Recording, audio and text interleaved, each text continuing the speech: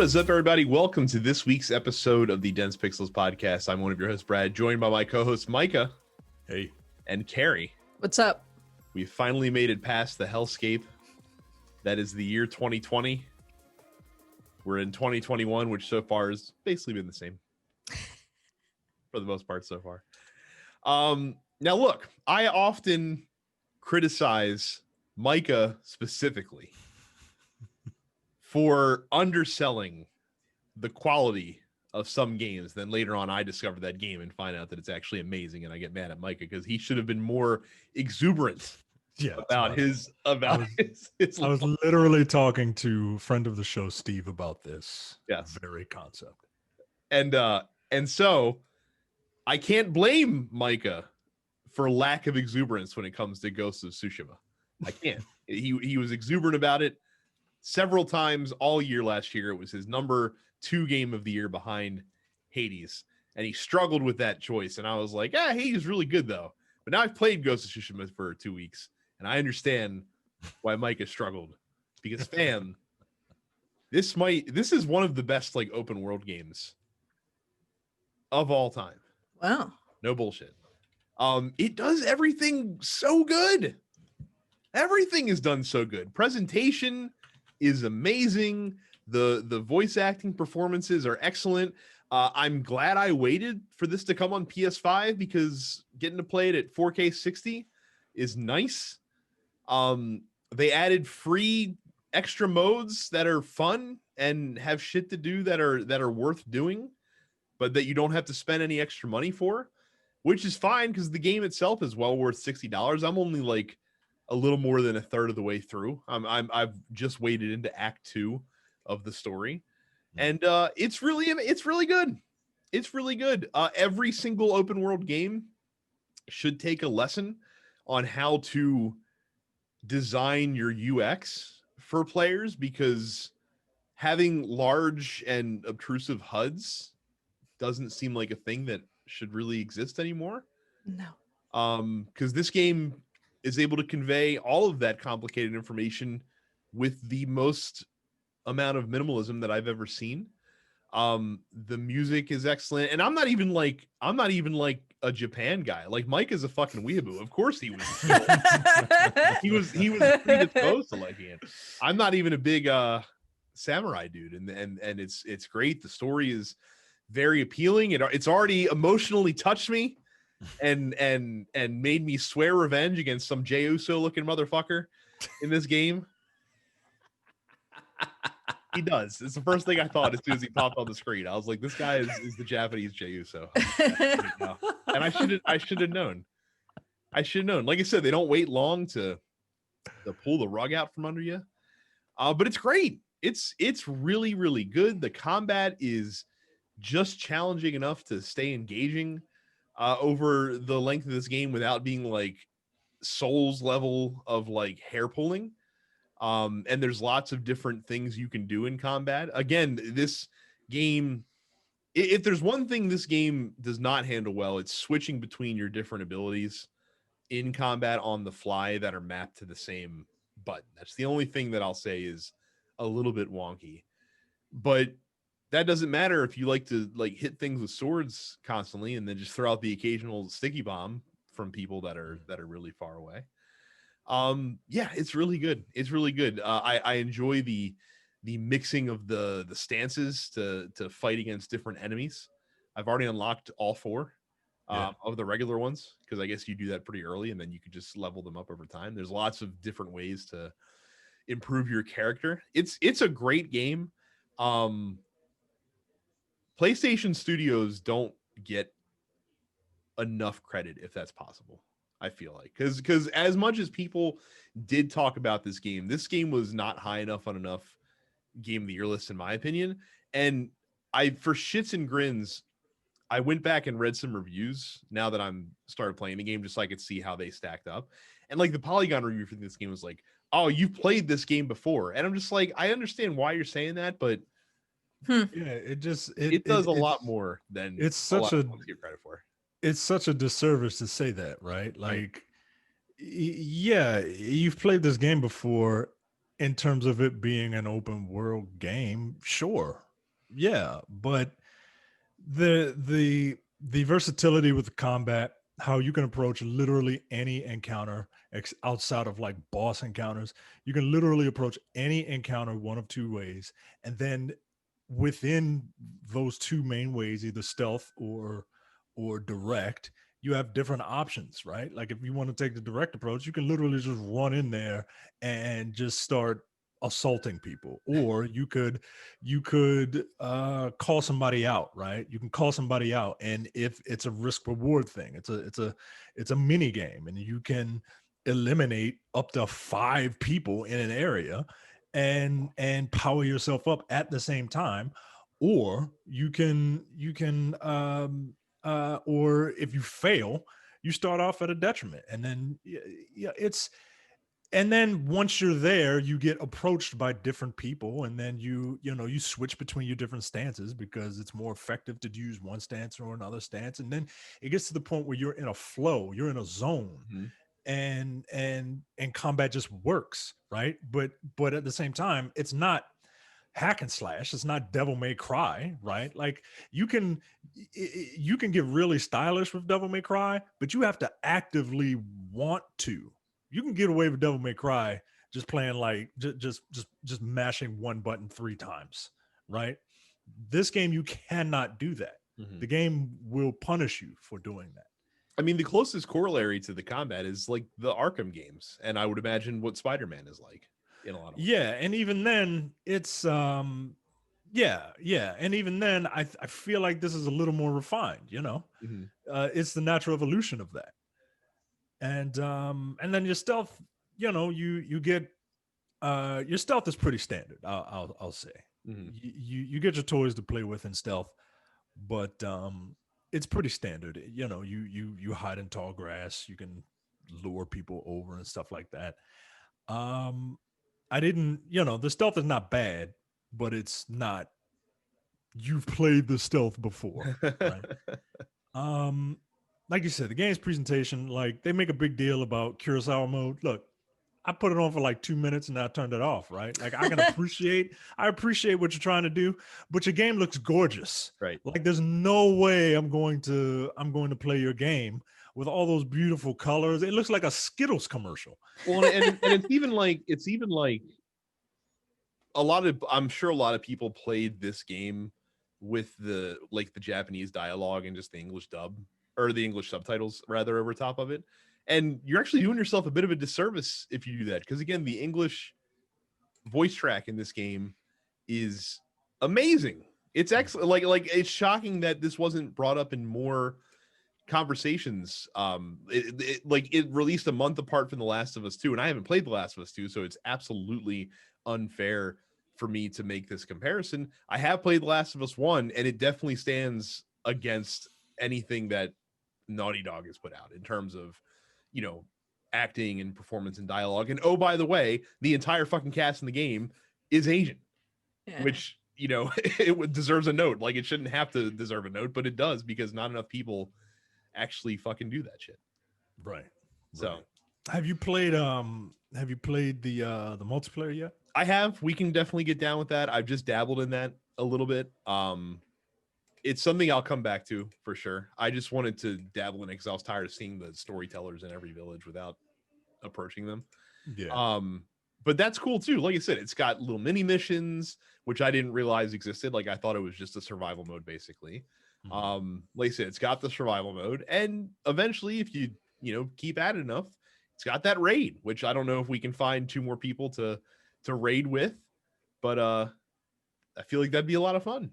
Yeah, I really want to do that, man. I really do. Yeah, man, the game is, in terms of big budget AAA games, I mean, it's the game of the year for me, and I'm including Cyberpunk in that. Like I finished Cyberpunk.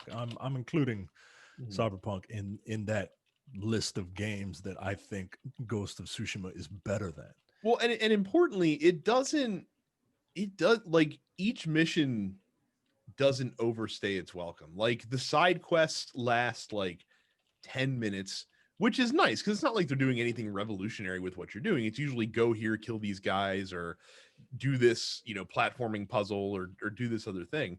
So it's good that doesn't take a ton of time.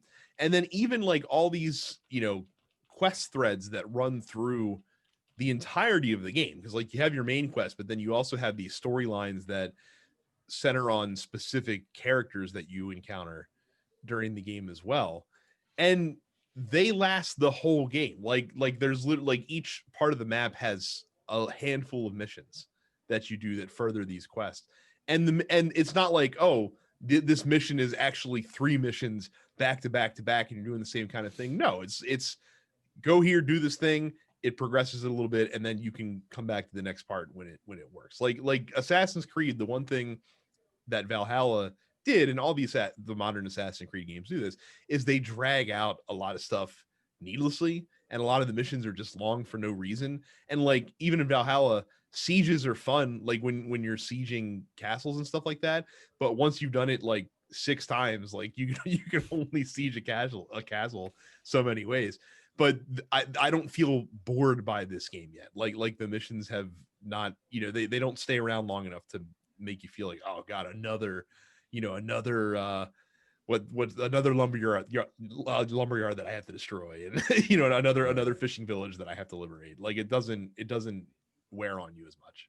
Yeah. So it's really good.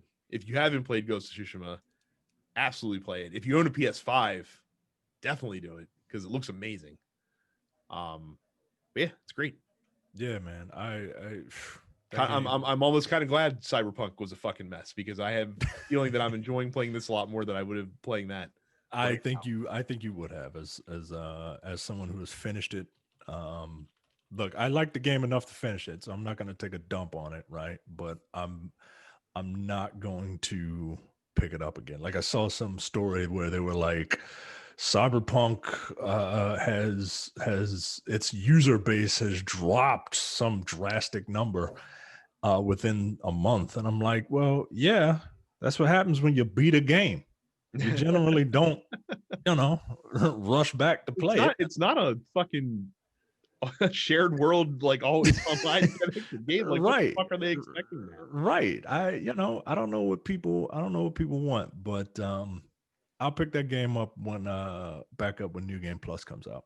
I was gonna say, so moving on to you, Mike. I see that you took advantage of the traditional Ubisoft. Our game's been out for 2 weeks. Let's discount the price 33%.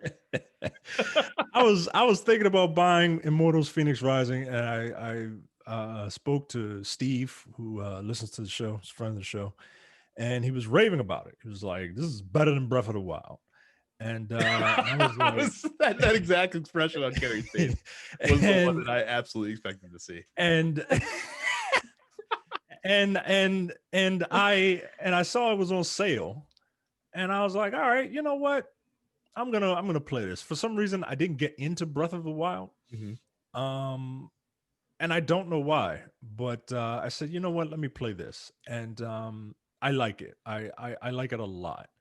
I like it so much that when I'm finished with it, I'm going to go back to Breath of the Wild and see, how Nintendo just copied off of Ubisoft. Yeah, look, this is a Zelda clone, man. Like this is a quintessential like Zelda clone, and that's not a bad thing. And like if you're gonna steal from the best, right? And I think I see where Steve is coming from when he says that this is better than Breath of the Wild. I think it's a little bit of a hot take, but there's no accounting for taste. but the fact that your character has a voice makes storytelling flow better. I didn't get far in Breath of the Wild, so I can't really speak on the story, but Link does not speak in Breath of the Wild. No, all of the other characters do, though, which was a first for the franchise, of course. But yeah, I mean it's literally Breath of the Wild. Like the stamina meter, like instead of a circle, it's like little half circles, and you knock down trees and these red things pop down that kind of look like apples, but they're called pomegranates because Greek mythology. And it's shrines. you got like the they have the, I forget what Breath of the Wild calls them, but They're called shrines in Breath of the Wild. I don't know what they called in the little phoenix that he jumps into like Tartarus pits, and they're like little mini dungeons that you go through to get something to, like, it's a Zelda clone, much like Darksiders was a Zelda clone, right? But I'm really enjoying it. Part of it is the motif. I'm a sucker for Greek mythology, and it's a really fun game. If it's still on sale, Mhm. I would pick it up if I were you. I think you might. Well, I mean, it's going to be hard to come off of what you're playing right now. I'm not But done playing what I'm playing right now, so.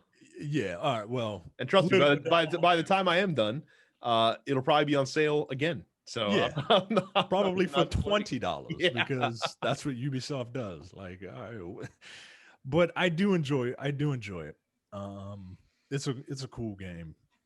So much so, like I said, that I'll probably go back to Breath of the Wild after, because I never finished it, and I didn't get far at all in it, and it's my secret shame. I mean, I did in Breath of the Wild what I do with every game, which is I get to the point where I can go fight the final boss. I'm just like, I'll get there, and then I don't. Yeah, like I beat all four of the, like I got all four of the fucking ancient machines or whatever the hell's they're called, and I got the Master Sword. Divine Beasts. Yeah, and I've done like 70 of the shrines, and I got plenty of heart containers. But I'm just like, yeah, I meant to go fight Ganon, and it just never happened. So Yeah, I did all of the shrines. I did not do all 900 fucking Korok seeds, but I did all of the shrines. You're not friend of the show Johnny Belfield, I'll tell you that much. No. So here's a pro tip.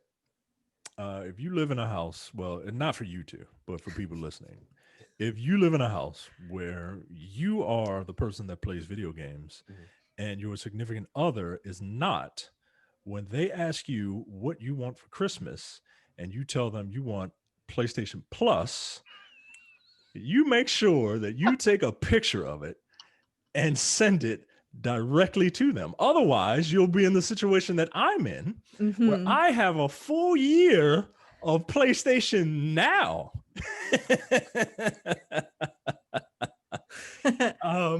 It's the thought that counts. Bless her for trying. Yeah, you know what? That's all I can ask for, man. Like the fact that she married me knowing that I live in this right is I'm very grateful. So I tried a little bit of PlayStation Now. It works. I have pretty good internet. A ringing endorsement. Right. PlayStation Now. It works. It works. The game selection is not that great, but I saw a game that I really liked on there called Asura's Wrath. It's basically Anime the video game. I remember when that came out. I remember really liking that game. So I fired that up, and it's cool, man. Like it's fun to go back to some of those things, but at the same time, like I'm reminded why I don't go back to playing old games, because like the way this is set up, you pick your game from the catalog, and then it boots up. It says it's getting your game ready, right? Like it's got to find the game, and then you play it, and it streams fine. It looks like a PS3 game. It loads like a PS3 game. Right. So I will never ever complain about remasters or re-releases or game, because they make the game run better. Right. They make the game run better. So PlayStation Now versus Game Pass is Game Pass all the way. PlayStation Now is not. It works, but I would not recommend it. And then Carrie, in your parlance, you are back on your bullshit, as to say the least.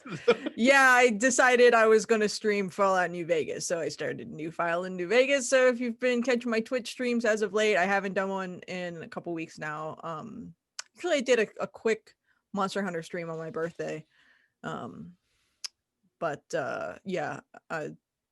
Holidays and GDQ happening, and then I'm out of town, so I'll be back with more New Vegas streams next week.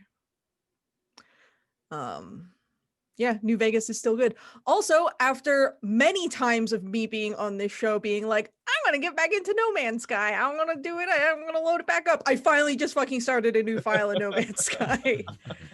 I mean, the game feels a lot better than it did the last time I played it, which was about a year ago. I haven't gotten into a ton of the new content yet, but trying to build out a nice little base. I have a cute little lake house on a planet infested with biological horrors. Love that for me. That's always the way. Like I said, I specifically looked for a nice climate planet that had lots of sea and water and such. Yeah. To stake out my claim. Yeah, my first planet was like super irradiated and had like thermal storms, and I'm just like, I hate it. So, but yeah, I mean, that game's fun and good for the dudes at Hello Games for making that into a game that is very much worth playing. And sometimes you just want to go to space. Like I said, that'll be the true test of when they made it is when Micah finally buckles and possibly plays that game. How much is it right now? It's full. It's a full $60. Okay. Because they're like, now that it's good again, we can justify charging full price for it. So we have to do this. It does go on sale a lot, and I wouldn't be surprised if it came to Micah's new favorite streaming service now at some point. So. Also true. If it ends up on Game Pass, you have to at least try it. If it ends up on Game Pass, I'll try it. There you go. Do I have to go over my? Yeah, because you weren't here. You weren't here last episode. So what were your like? We didn't do anything formal. We kind of we barely remember. Naturally eased into the conversation. Yeah. We ended up naming like 3 games apiece, basically. Okay, I mean, I just came up with a list of like the games that I played last year that like weren't Monster Hunter. List. That's the Terrence list. Yeah. I mean, I would say Persona 5 Royal was probably my top of 2020. And then I remembered that I actually played another Persona game last year because I was furloughed and I had all this fucking time to play multiple Atlas titles. So like Persona 4 Golden for PC, also certainly up there. Miles Morales, obviously that game fucking ruled. I did finish Age of Calamity recently. I'm trying to get into some of the post-game content. That game's a lot of fun. Easily my favorite, like, Warriors style title by far. And like, I guess Animal Crossing New Horizons. And so much that like I put a ton of fucking time into it. Like I put time into that game until it started to feel like a chore to play, which like Animal Crossing inevitably starts to feel like a chore. But yeah, like Persona 5 Royal is certainly like my game of 2020. And that almost feels like cheating. So. You know what? I don't give a fuck. It's your list. It's Mortal my Kombat list. is my game of the year 2 years in a row. Yeah. I like if they do another version of Persona 5, not only will I play it, I will give it game of the year again. That's what I'll do with Strikers, because Strikers comes out next month. More on rumors later in the show. Great rumors. Almost certainly true. PlayStation Plus is the only new release news to talk about. It's a good month for PlayStation Plus. The PS4 games that you're getting are actually pretty good. The PS5 game that you get for free, and only on PS5, you can't get this for free if you get the PS4 version. It's a game called Maneater. Hilarious, because we were just talking about Hall & Oates. I was going to say, did Hall & Oates produce this game? It is, and this is a self-described term that they do. It's a single player open world action RPG or a shark PG. A shark PG, where you're the shark, and apparently you're a shark and you can do shark things in Maneater, which I'm assuming involves terrorizing a beach during the 4th of July weekend. So that's free if you have PS5. PS4 and PS5, you can play Shadow of the Tomb Raider, which is the 3rd Tomb Raider game. I think it's third of the recent the reboot re-releases. Yeah, which means that at this point, all 3 Tomb Raiders would have been available for free at some point on PlayStation Plus. Because I know Rise. Yes, Rise was the second one. Yeah, and so I know Shadow I have is in my queue. Yeah. So Shadow's the 3rd one. You get that for free, and then Greedfall, which was a critically acclaimed game last year. It's an action RPG. I was told by people that if you like old BioWare RPGs, that you might really like this game. Like your Jade Empires and your KOTORs. So I like Jade Empire. Yeah, so you might want to check this out, Mike. It's available for free right now. Well, part of the reason I like Jade Empire is because I'm a weeb and it takes place in a magical Asian themed land. I mean, this has magic and shit. This Greedfall does not look like that at all. It does have a guy with a three-pointed hat. A tri-corner hat? Yeah. Nope, don't like that. Don't like that. What I do like is when people go to youtube.com/densepixels.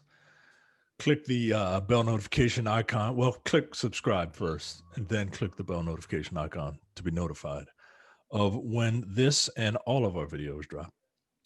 Subscribe to the TNP Studios podcasts wherever you get your podcasts, including the Nerdpocalypse. It's 2021, and in September, it will have been a decade since the Nerdpocalypse began. 10 years. You got to do something. Oh, yeah. A show. Yeah. That's it. Because I don't want to put in that extra work. One show. And one show for the month of December. For September. One show. Black on Black Cinema, which will be back. Toot sweet. Coming Distractions. There's some stuff in Coming Distractions right now. There's a my review of Monster Hunter. Monster Hunter in there. That's a movie I saw. Yep. And it's just, and to complete the bad movie duality, Jay and I sat down and we reviewed Wonder Woman 1984. We did 2. The nice, quote unquote, and the review that you really want to listen to. It's an hour of us nitpicking a bad movie. So you can listen to those right now. And you get the weekly preview episode of the Look Forward Political Podcast, which comes back this week. Twice. Twice. Yeah. Because they really missed you. Go to densepixels.com/premium for $5 a month or $50 for a full year. You get access to the premium slate of content, including the airing of grievances, which we will get back on that because we are so close to being done, and I just want to be done. Past episodes of No Time to Bleed, The Men with the Golden Tongues, Upstage Conversation, and the full episode of the Look Forward Political Podcast. Look, the Look Forward Political Podcast, the full 2, sometimes 2.5 hours of what you get is worth your $5 or $50 for the full year alone. And then you get all that extra stuff. So also, and we need to get back on our bullshit when it comes to Men with the Golden Tongues. Yeah. The most recent episode of Upstage was free because we did Cats. I made Andy watch Cats. It's a good episode. It's a very good episode. It's by far our longest, but it's a very good episode. And I'm looking forward to having one of you two dork ass losers on the show, hopefully in the next couple of weeks here. I gotta find a musical that I want to sit through. Yeah, because I want to like it. You know what I mean? And we've done the one that I like. The only I'm sure we can find another one. And find another one. And look, I don't mind, as it is a tradition on this show, throwing Jay under the bus whatsoever. We promised you the Mission Impossible 2 episode of Men with the Golden Tongues for free this past week. I reminded Jay twice, and he still didn't post it. So I'm going to make sure to take care of that for you today. So if you're in the Dense Pixels feed, you might be getting a daily double of podcasts this episode, and also keep an eye out for the Mission Impossible 2 episode, one of the crown jewel episodes of the Men with the Golden Tongues.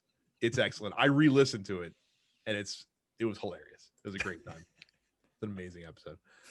But so that's coming at you as well. But yeah, I've missed doing Men with the Golden Tongues. Life has gotten in the way, but I've missed reviewing these spy movies.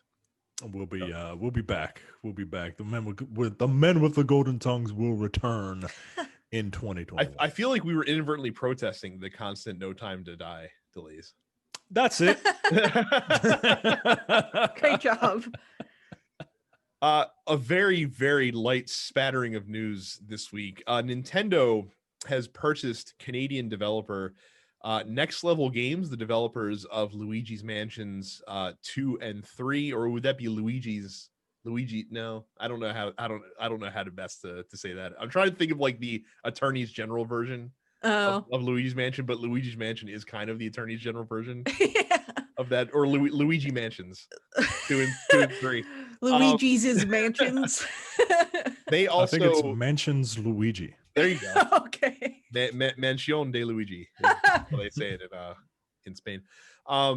They also developed Mario Strikers for the Wii, as well as the Wii version of Punch-Out. They also developed Metroid Prime Federation Force, a Metroid spinoff that was not well received. But hey, 4 out of 5 ain't bad. I really like that Mario Strikers game on the Nintendo. Yeah, Mario Strikers was good. Fucking Punch-Out Wii was a lot of fun. This doesn't happen very often. No. Nintendo very rarely purchases studios and adds them to their fold. The most notable in their history were when they snapped up Retro way back in 2002, the Metroid Prime developers, and Monolith Soft in 2007, a few other small ones. But like even a lot of the big studios that used to work hand in glove with them back in the day, they never acquired. Like you would imagine that Nintendo would have picked up Rare at some point in the 90s, but nope, and they didn't, and they should have, but they didn't. Yeah. Look what happened now. For both parties concerned, they probably should have picked up Rare. Jesus Christ. Aren't they making another one of those games? Perfect Dark games? They're making another Perfect Dark. Yeah, they're making I thought you were referring to Banjo-Kazooie for a second. No. I'm a Perfect Dark person. They are making another Perfect Dark though. Are they going to take it seriously this time? Or? It appears that's an excellent question. From the small trailer that they showed during the Game Awards. Excellent. It's gonna be serious.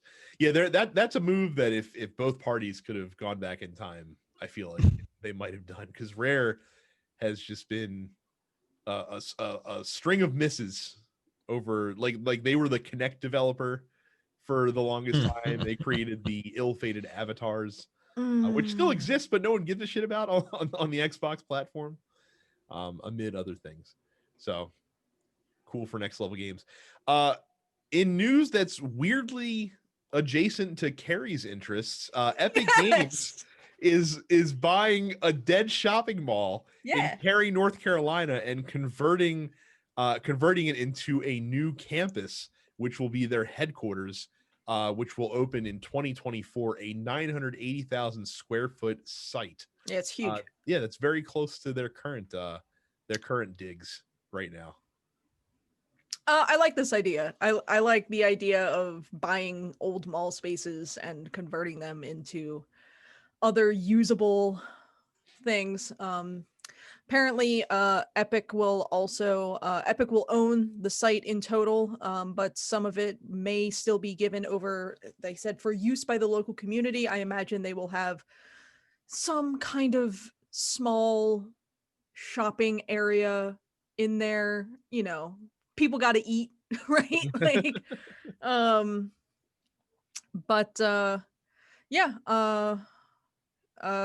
Carrie Town Center has been largely empty for a long time, so hey, good for them. I'm a big proponent of mall ephemera. I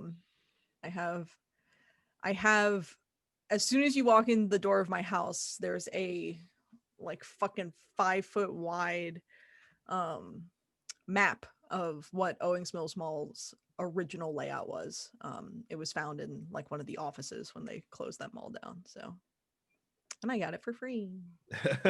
Well, it turns out when you go investigating junkyards, it's easy. No, I mean it was they auctioned off everything inside the mall. So like that's why I have the old Wizards of the Coast signs that I have, and the old Power Gamer sign from that mall, and not from Owings Mills Mall, but over the summer I did pick up an old KB Toys store sign as well. So How is the Wizards of the Coast sign still there? That's an excellent question, because that store closed in like 2006. Yeah, was it just like in a storage area, I guess? No, it was in the same spot. Like when you walked into the Wizards of the Coast, there were like these fucking 12-foot tall signs that had the old Wizards logo on it on either side. And because they were like backlit with neon or something like that, whoever took over that store never wanted to like replace those, because they covered them up. They just covered them up with like curtains. So they were there the entire fucking time.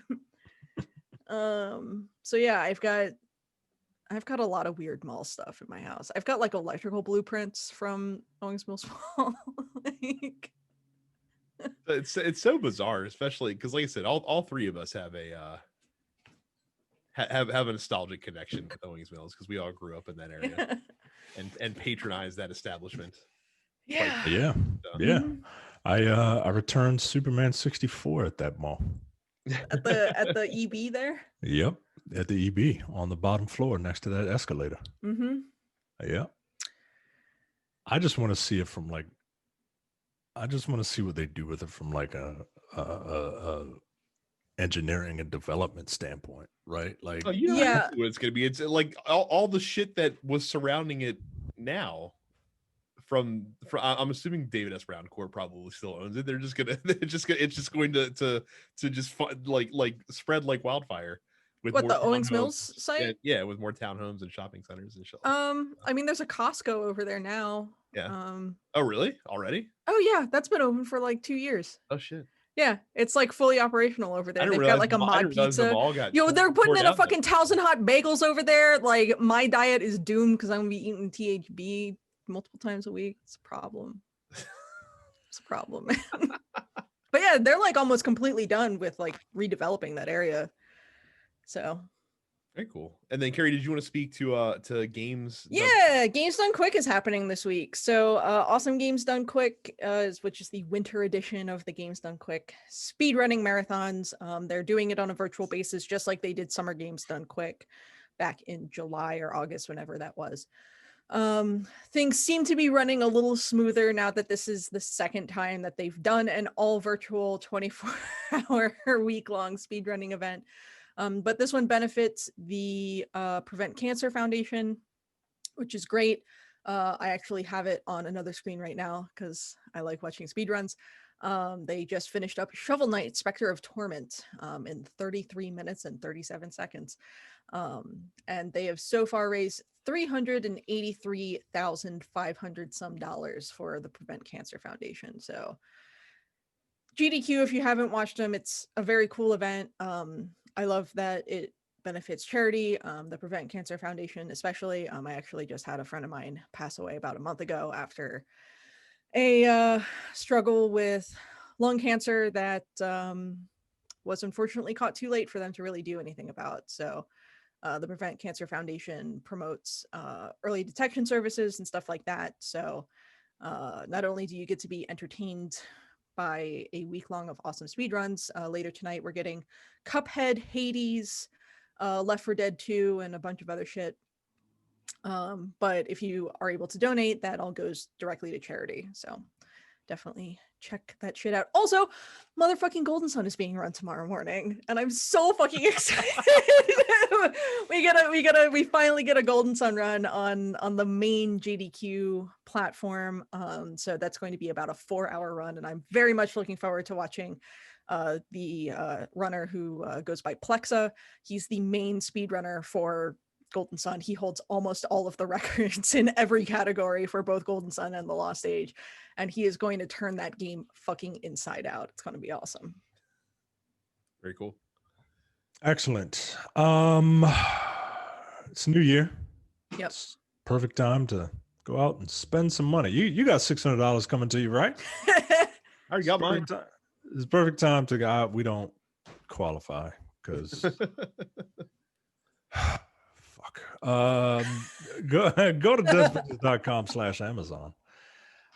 When you go to densepizzles.com/Amazon, not only will you be supporting a mega corporation, you'll also be supporting Amazon. You can do what? You can do what you can order things like what my wife just ordered. She ordered Let's Go to the Potty, a potty training book for toddlers.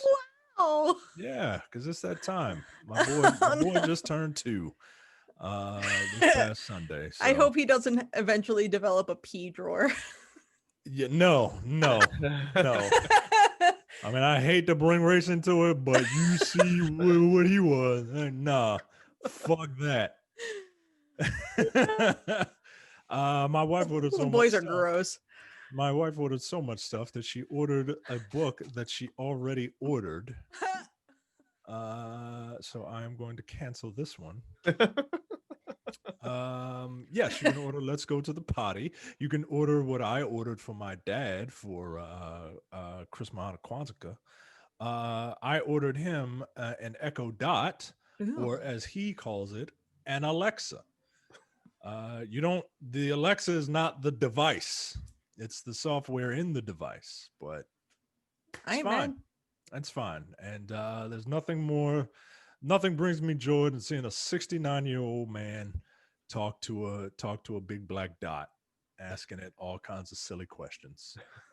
It's just like that one Saturday Night Live skit where they had old people just talking to their machines. It's very funny. So go to densepixels.com/Amazon. You help out the show, and we can use all the help that we can get. Absolutely. And hey, with that stimulus money, if you never subscribed to Premium, what a great time to donate to a small business. There you go. With the stimulus check. We'll start off the post office with Anthony, who says, would you rather have a $2 million lump sum now or $10,000 monthly for the rest of your life? Now, I did the math on this. It would take almost 17 years to reach $2 million with a $10,000 monthly payout. The answer to this question is it depends on what you need the money for. Like if you're just looking, if it's just bonus money, then of course you take the $10,000 a month. I'm taking the $10,000 monthly because that means I'm never going to have to work ever again, right? Like you can take that 2 million lump sum and you can invest it. You can try to be smart about it, but like you don't know how those markets are going to play out. You can get fucked. You could lose all that money very quickly if things don't fall your way. You end up with $10,000 monthly forever. You're not going to feel a need to necessarily invest that, right? Like I am 31. I will presumably live at least 17 more years. I'm in good health. I've got a good family history as far as health concerns are concerned. So yeah, I'm taking 10,000 monthly and I'm never going to work again. That's thanks. Yeah, I'd probably take the 10,000 if I could pass. Like, can I transfer that? Can I transfer that to loved ones? I feel like I would just blow through $2 million. That's the thing, right? Yeah. Like you get $2 million all at once, you're gonna go fucking crazy real quick, and you're gonna spend it. Yeah. So I would you especially. I just bought some light cubes for my photography. It's I would Mm-hmm. But the response to that question is hilarious, right? Like Carrie says, what's a better question? if there was, what is that, 10 million. $10 million million. I don't know. on I don't know why we had to include the decimal points, but they're there. Yeah, that it threw me off. I was like, Right. wait a minute, what? That's not Associated Press style. If there was $10 million on the table and a book titled How to Make $10 Million next to the $10 million sitting on the table, free for you to just pick up and walk away with, which are you going to pick up?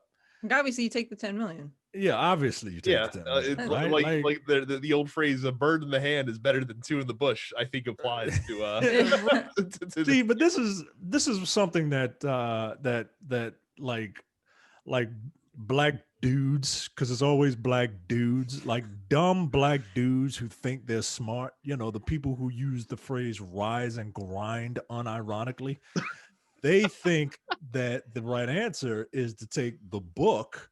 Right. See, because but now I know how to make it. Well, yeah, until you open up that book and the book says to take the money that was next to it, dummy. Right. And you chose poorly. That's a dumb question. That's what that is. So that's the thing, right? Is Anthony asked, do you take this big tangible thing or this series of smaller but still tangible things?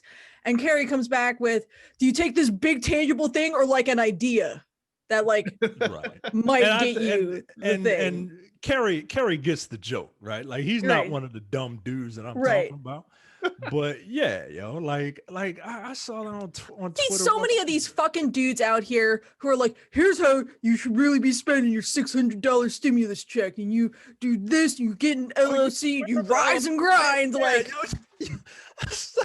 yo, just take $150, get you an LLC, and then just commit fraud, and then bam, there it is. Right? Commit tax fraud, and now you got $10,000. Like, all right, I guess. Oh my god! You take this remaining $450 and you do a crime, and then you might have more money.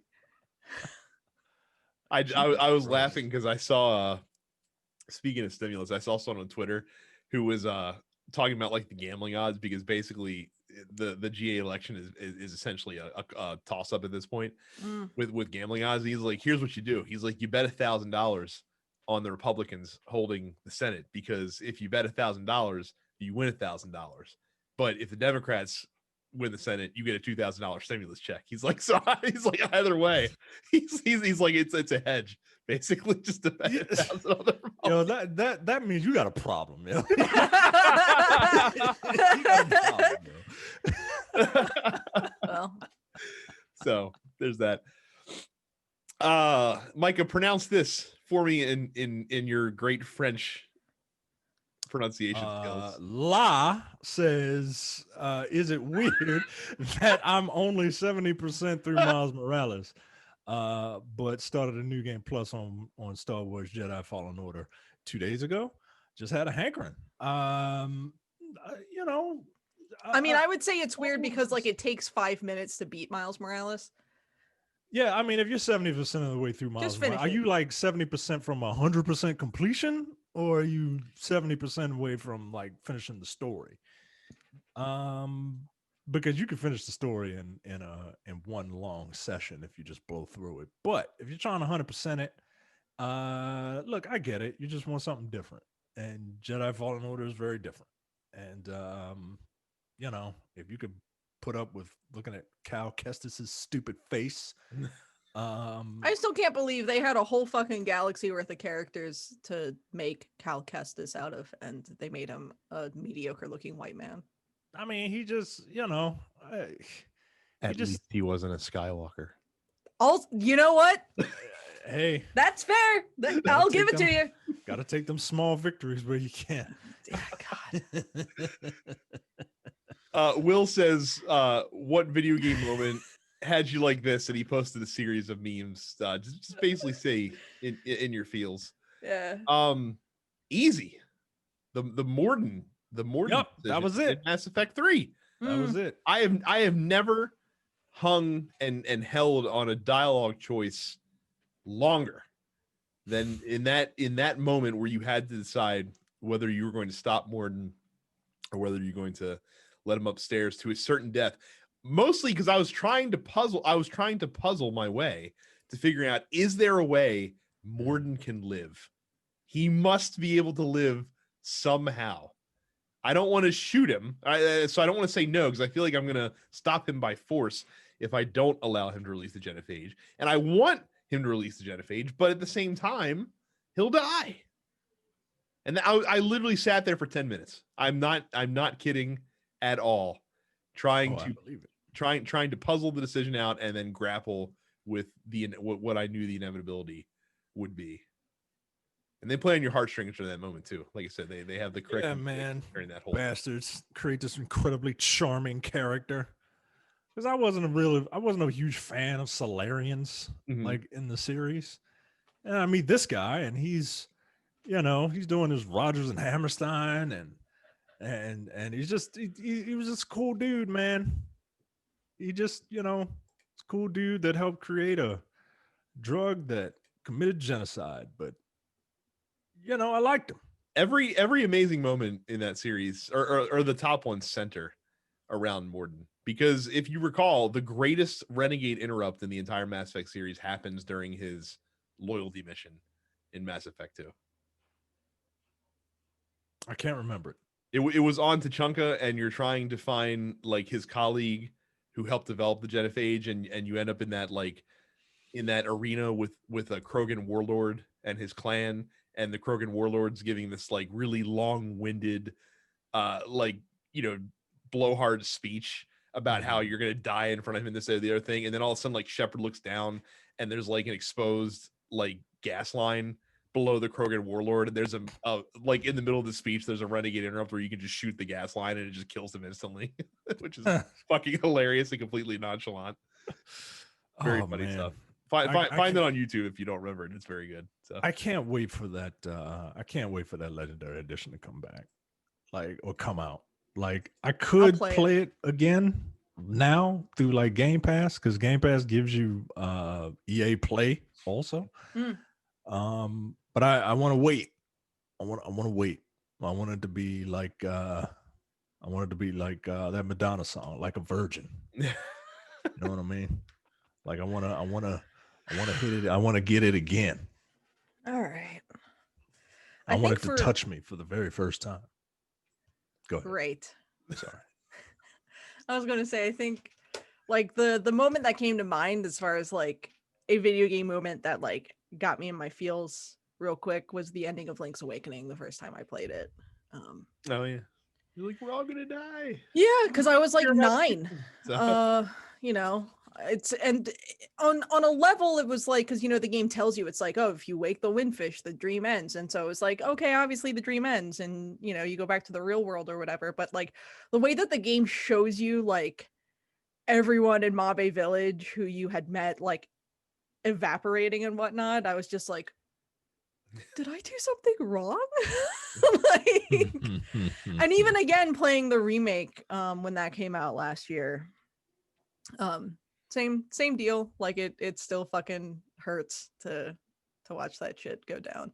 I think also the stuff, and like I don't want to spoil it because I know not everyone has played Persona 5 Royal, but like the third semester stuff and the way that the game further explores Joker's relationship with Akechi in the sort of extended ending of that game is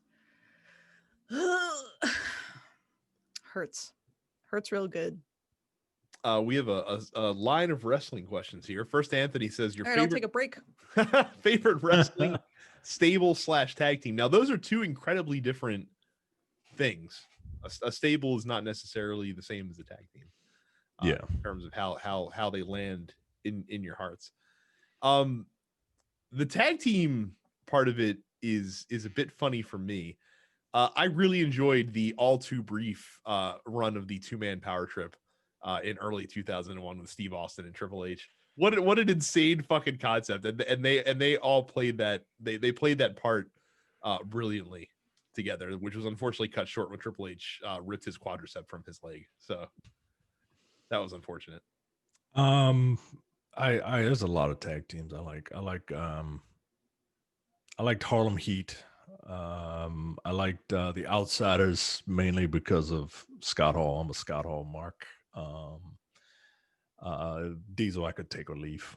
The Dudley Boys, because I think the 3D is just one of the best tag team moves. Mm-hmm. When I was younger, LOD and I always like the kid in me always liked Money Incorporated because the two gimmicks felt like they went together.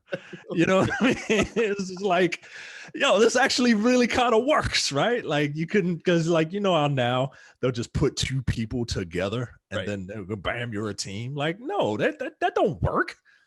What's Lacey Evans got in common with Peyton Royce? They're women, okay, but like that don't work. Whereas you got the $1 Million Man, and of course he would have his own IRS a thug hooligan to help him keep his riches. Of course, it just makes sense. Stables, look, I kind of like the Hurt Business. I gotta say, I mean, I know that's very cliche, right? But I really like. Oh, I like the Young Bucks, but the Young Bucks are like because they do like real like tag team stuff, but Mm-hmm.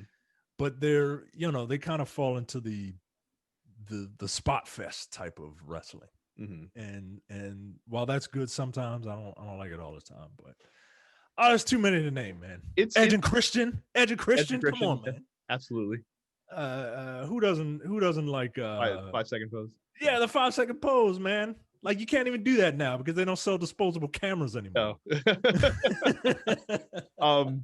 For me, stables, like it's hard to beat the New Day. It really is. Like we take it for granted because it's modern era, but the New Day has had a shitload of longevity considering. Yeah, man. And Undisputed Era, pretty good too. Another long-standing faction that in this day and age doesn't usually they don't usually last that long. Yeah, people can't wait to break stables up, man. Right. So those are two of my favorites. And the NWO before the NWO got before it got bloated. ridiculous, before before it became the Venom parasite and just fucking just absorbed everybody. They didn't just like, all right. Now we got 3 or 4 different factions of the NWO. There's NWO, and then there's NWO Wolfpack, and then there's Latin NWO, and then there's like, all right. Get out. Favorite Royal Rumble moments asked by Randy. Oh man, there was one time when Macho Man Randy Savage threw himself over the top rope. Yes, I would list that among my favorites. I don't know if this counts because it didn't happen during the match, but the with the tear in my eye promo from Ric Flair. Yeah, one of the greatest. Of course, that happened after the match, and the ending kind of was crap in that match. But was that the one where Hogan got mad at Sid? Yeah, and pulled him out of the ring, or helped pull him out of the ring. Yeah, that was that one. Steve Austin winning the Royal Rumble after getting eliminated and then sneaking back into the ring and throwing out everybody else because the referees were distracted when he got thrown out and didn't see him touch the floor was pretty fucking hilarious and a great moment. Undertaker getting kicked out of the ring by Tough Enough winner Maven and then getting really upset about it. So he came in and just beat the piss out of Maven and then beat the piss out of Scotty 2 Hotty as he was coming down to the ring as the next entrant. Was hilarious as well. Was it last year or the year before when Heath Slater came out and somebody fucking knocked him down before he got into the ring, and then like the next 3 or 4 dudes just kept hitting pounding on him as well. Yep. Excellent. The AJ Styles debut I think is definitely up there because it caught. I mean, we knew it was coming, but the way they did it was fantastic. Yeah, but the way they filmed it, like I remember them just like they showed I Am, and then they cut to Roman Reigns' face, and then it just stayed on there for a minute. I was like, come on, man, like you missed the big fucking money shot, man. And I gotta say, like I said, even though we're still in the afterglow of it, the entire Brock Lesnar first half of the Royal Rumble last year was excellent. I know some people don't like that. I don't see how you couldn't love it. I think it was perfectly booked. I think that's what the Royal Rumble should be used for, right? Not to just have one guy dominate, but to tell stories, man. Right, tell stories within the stories. Like they made Yeah. Shelton Benjamin incredibly relevant for 2 minutes when they drew back to, you know, the Team Angle days and their Minnesota days together, and they had, you know, the Kofi Kingston almost getting revenge for getting beat for the title, and then like Keith Lee, like Brock Lesnar's fucking face when he sees Keith Lee coming out to the ring. Oh, big boy. and Keith Lee get that moment. Yeah, I don't understand people that didn't find that amazing last year. It was great, man. And then Drew McIntyre got to literally kick Brock Lesnar out of the ring. Yeah, man. So you got your payoff. And then E-Man says, can we all just agree to have Legends Night, never have Legends Night again? And if so, if Goldberg wins Brock Lesnar at WrestleMania, Goldberg is not winning the WWE. No, he can't, right? Like he can't. I mean, this is ridiculous. No, I'm upset as it is that he's even gonna be in this fucking match. Can we please, like, I understand the need and the desire to, in the wrestling parlance, pop a rating, right? Because that's really all it fucking is. But can we stop with Goldberg? Like we should have been done with Goldberg after that fucking Undertaker match in Saudi Arabia.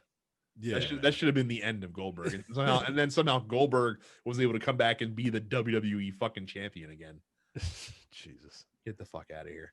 And don't think I don't see you people that were, you know, high on Sting, 61-year-old Sting coming into AEW, but shitting on the Goldberg stuff. Be consistent. Yeah, yeah. Be like, consistent. I mean, come on, man, come on.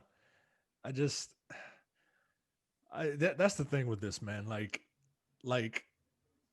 when like wrestlers are funny. They're a funny sort, because like when you get like high, you get real good, you get drunk off your own power, your egos come into play. And because it's predetermined, right? Like literally anybody could beat anybody. Mm-hmm. And you know, I'm sorry, yo. Like I know Goldberg is like the bear Jew and all. Like he can beat the shit out of anybody. But like, nah, yo. Like, nah. I'm not laying down for you, Goldberg. Sorry. Yeah, please don't let him win. For Christ's sakes. We don't need it. It's not necessary. Right. Like even The Rock coming back and winning the title that one was fine, because The Rock wasn't a meandering old man that couldn't wrestle anyway. Right. Like, to begin with. Like, it's not like Goldberg was some praised in-ring technician in his prime. Right. He was the guy that ran out and beat dudes in 30 seconds. He's the guy that concussed Bret Hart and made him retire. Like, yo, are we praising this guy? Come on, man. That man, if that isn't the snapshot of what wrestling has become, this fucking ring technician gets taken out by a lumbering oaf due to a misplaced kick. God damn it. Trey says, how does Nintendo follow up this current iteration of Smash since it has damn near everybody? So it's interesting. So whenever, they don't. Right. Yeah, well, so that's the whole point. Well, they can go one of two ways, right? So like when the next Nintendo console releases in 6 years or whatever it is, there inevitably is going to be another Smash Brothers. So have you now set the standard where every Smash Brothers has to have every character in it, or do you completely take it back to the beginning and have just like the core, like a core group, but maybe some different folks from the core group that you might not expect? I don't know what you do. Or do you just not make another Smash Brothers game and Ultimate is Smash Brothers for now until the end of time? I think they should let Sakurai rest. He deserves it. Yeah. Let that man go back to making Kirby games, yo. Like Carrie said, that was the point of Ultimate, is just to literally throw everything in the kitchen sink in there and have stupid YouTubers pretend to be excited about it. Michael asked, where the hell is Terrence? What sex toy is he reviewing this time? He said, come back to us, man. Terrence taking a break. And reviewing copious amount of sex toys. So, Jay and I spoke to Terrence yesterday, and he's fine. Yep. He's fine. He's just taking a break. All right. So Anthony, who's been the MVP this week, posted this supposedly leaked document. Now, look, not to steal a line from Micah. Do we not remember just a couple of years ago, before E3, where a supposed document leaked out from Sony, and everyone on the internet lost their fucking mind about it. And people were like, "Well, it's got the PlayStation logo on top of it, so it looks like it's official company letterhead." And it had all these insane shit. And then some intrepid guy on the internet who is probably very handsome also made another faked version and shared it out as well, and it was quite funny, and we all had a laugh. Yeah, like this is super low res. Yeah, Fucking like it has again, a Nintendo logo at top. Like, it's Carrie. It says internal use only. I know. So that's how you know it's real. And so what's on here? And I can barely read it because it's so the thing at the top is Nintendo Switch Pro, which is of course something that has been long rumored, and an upgraded Pro version of the Switch. That would be a first look for the Switch Pro, which I believe looks like it has a date of 4/23. Yeah. Here. First party software would be Nintendo World Park Tour. Software SOFTWAR. Right. So like this bullshit has typos in it. All right, come on. Yo. Yeah. Mario World Park or Nintendo World Park Tour, presumably tying into the debut of Super Nintendo World at Universal Studios Japan. Yes. Mario Kart 9, Carrie. Yes, Mario Kart 9, Splatoon 3, Super Mario Odyssey 2, Fire Emblem Echoes, Path of Radiance, which I would actually be very excited about if that was true. Path of Radiance is great. I would love to play It's coming out in May. May, apparently. And Metroid Resurgence. Presumably, if this is real, that would be the title of what was Metroid Prime 4. Yes, because Nintendo is going to come out with a new Mario Kart, a new Splatoon, a new Super Mario Odyssey, and a new Metroid game all in the same calendar year. Oh, and that's not all, because at the very, very bottom of this, the last thing that they would show would be The Legend of Zelda Echoes of the Past, which is presumably the Breath of the Wild sequel. Third-party software includes Kingdom Hearts Destiny's Embrace. No, whatever the see, fuck. that's bullshit. That's Right. way too pedestrian of a title. Yeah, right. Get the fuck out of here, yo. Right. The last one was called Melody of Memory. Like we gotta. Jokes on you. Jokes on you. It's a Destiny Kingdom Hearts crossover game. Oh shit. Bayonetta 3, Shin Megami Tensei 5, an Ubisoft showcase, including Assassin's Creed Valhalla, Watch Dogs Legions, Far Cry 6. Capcom showcase, Resident Evil 2 Remake, 3 Remake, and Devil May Cry 5 Special Edition, Grand Theft Auto 5 Premium Edition, Call of Duty Black Ops Cold War, and Final Fantasy 7 Remake. Now, a lot of these are saying only available natively on Nintendo Switch Pro, cloud version available on base Nintendo Switch. And then there's like the whole fucking list of games at the end that would probably be just like a fat ass sizzle reel, including Fallout 3 New Vegas. Yeah, that gem. Look, here's the thing. Here's the thing. You better crank up that carnival music, bitch, because if they put New Vegas on Switch, you better believe I'm buying it and playing it again. I don't know. Yakuza 6, yo. Yeah. All right, yo. Apex, Fall Guys, Eastward, Crash 4, Persona Strikers, which I think we already knew was going to be on Switch. By the way, all of this is in one Nintendo Direct, allegedly, right next week. Or sorry, no, it's next week. Yeah. So, look, again, enormous grain of salt with this one. The whole shaker. Grain of salt. This is a salt shaker. Yeah. this is not real.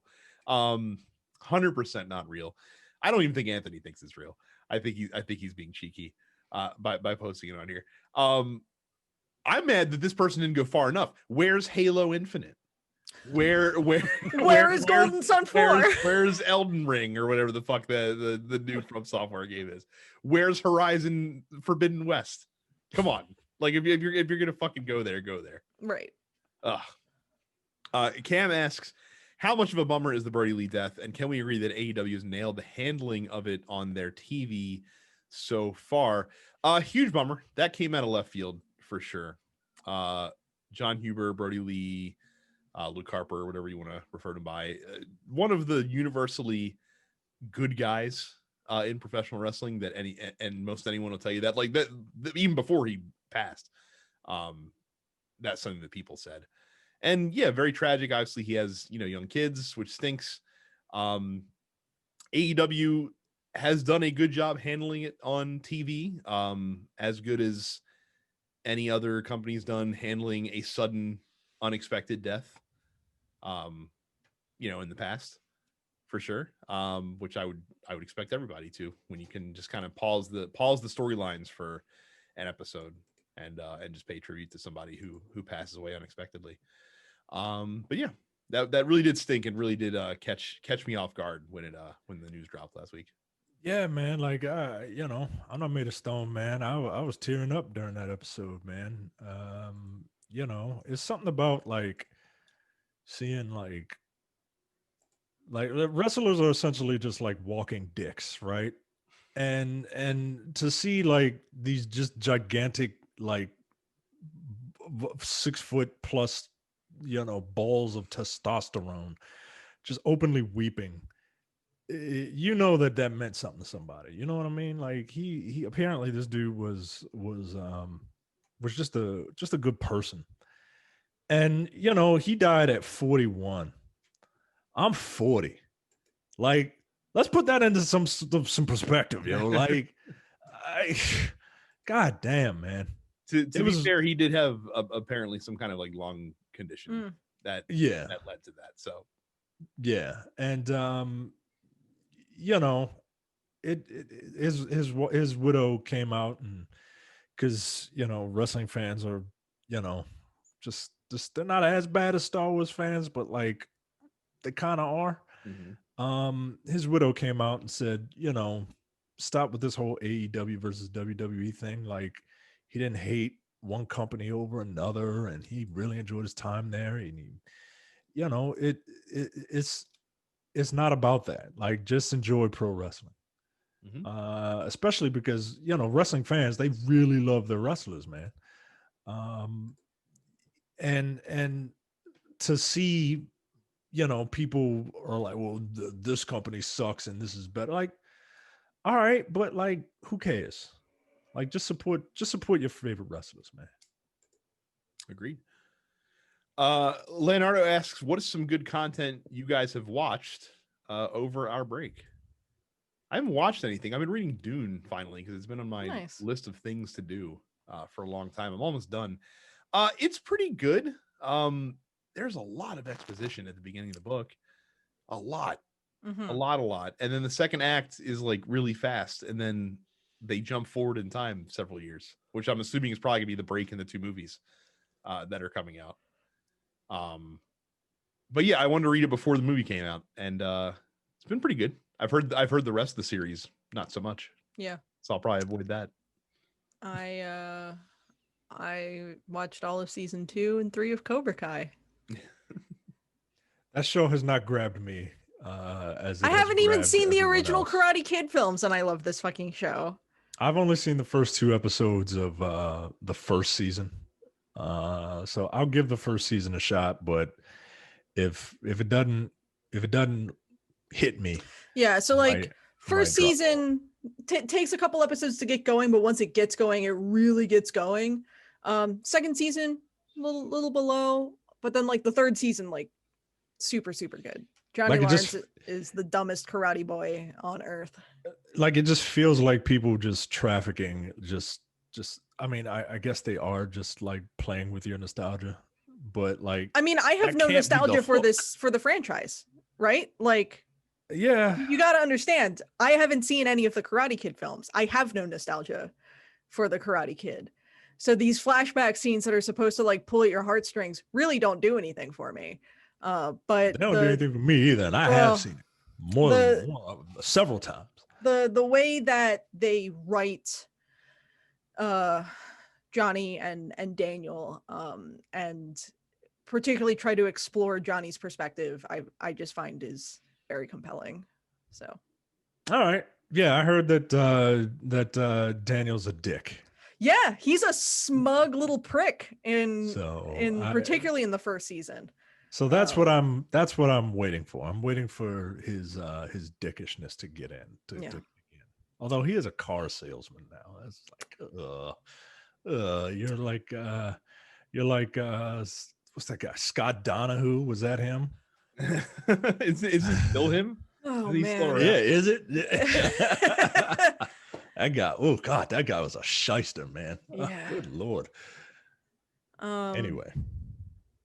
Yeah, Netflix also put up the first 2 seasons of Ink Master. That show is fucking garbage, but I do like watching it.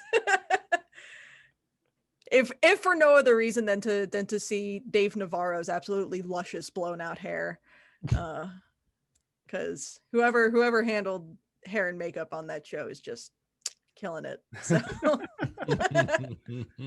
amazing how Dave Navarro was able to parlay a relatively mundane music career and then a brief marriage to Carmen Electra into hosting reality TV shows. Right into, I mean, I guess like Jane's Addiction was a band, right? And I guess Dave Navarro played on one Chili Peppers album, right? Didn't he do that? The worst one. The worst one, right? yeah, he absolutely did. So he was able to parlay his eyeliner and mediocre tattoos into a long-running reality TV show hosting gig. So yeah, hey, good for him. So we'll end with Jay, who asks, and he's breaking news on the podcast because I had not even heard this. On a scale of oh my god to who gives a shit, how do you rate your sadness of Kanye and Kim Kardashian breaking up? Is this worse than the time that Micah ran out of mustard and Mojo Risen in the same Mojo Risen in the same weekend? Yeah, it's not worse than that. It's not worse than that. And, I'm not sad at all. Good for Kim. I don't even like her, but like, good for her for getting away from a guy who clearly does not have her or their family's best interest in mind. I mean, this was I never thought it would have lasted this long. Yeah. Especially to get 2 kids out of it. Like that the kids threw me off. I was like, wow, maybe this is gonna, but no, of course this wasn't going to last. No, because he's a raging fucking narcissist. Like, yeah, and you can't have 2 of those in the same household. You just can't. No, I don't know if she's a narcissist. I think that from what I understand, she's not as vapid as she appears to be or as she used to be. Yeah. But look, man, whatever's good for them, go ahead and just break up. Yeah, I'm definitely on the who gives a shit side of the equation. Yeah. As long as he doesn't dabble in serious politics, he can go do whatever the fuck. I really don't care. I don't even want him to dabble in like non-serious politics. Well, no, when I say serious politics, like I don't want him to run for actual things. I'd prefer he just not be involved in politics at all, but that's his right to do. I don't want him running for president again in 4 years. Yeah. But this time being semi-serious about it, as opposed to this last time. It was part of the birthday party, right? He was part of the birthday party. Okay, yes. All right. He's obnoxious, and I do not like him. As the 44th president of the United States of America once said, he's a jackass. The 44th president of the United States of America called a man a jackass on national television. Yep. Yep. Look, man. He ain't wrong. If the fucking Clayface shoe fits, then you best wear it. Yeah, I think we'll call it there. Like I said, that was and we needed a bunch of questions from the post office this week. You all delivered, so thank you all very much for that. Glad to be back in the swing of things, even though the video game industry did not cooperate with any fucking news to talk about. Apparently, this Thursday, there's a big Monster Hunter digital event happening that morning. So we'll have some more Monster Hunter news next week.